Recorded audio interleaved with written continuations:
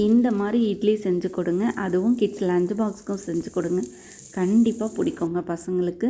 இட்லி வேண்டான்னு இனிமேல் சொல்லவே மாட்டாங்க. இட்லியை கட் பண்ணி இந்த மாதிரி க்யூப்ஸாக ஃப்ரை பண்ணி எடுத்துக்கோங்க. எடுத்துகிட்டு ஒரு கடாயில் எண்ணெய் விட்டு சோம்பு ஜீரகம் போட்டு பெரிய வெங்காயம் நல்ல க்யூப்ஸு குட்டி குட்டியாக கட் பண்ணி போட்டு நல்லா ஃப்ரை பண்ணிடுங்க. அது ஃப்ரை ஆனதுக்கப்புறம் இஞ்சி பூண்டு paste, garam masala, mutton masala or chicken masala, கறி மசால், இந்த மாதிரி மசாலா எல்லாமே போட்டுக்கோங்க.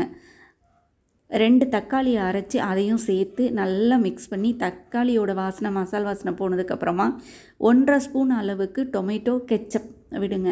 அதுவும் விட்டு நல்லா மிக்ஸ் பண்ணிவிட்டு லாஸ்ட்டாக நம்ம ஃப்ரை பண்ணி வச்சுருக்கிற இட்லியை போட்டு மல்லித்தலைலாம் போட்டு நல்ல ஒரு பரட்டி எடுத்து பாக்ஸில் அடைச்சி கொடுத்தீங்க அப்படின்னா மத்தியானம் லஞ்சு கண்டிப்பாக காலியாயிரும்.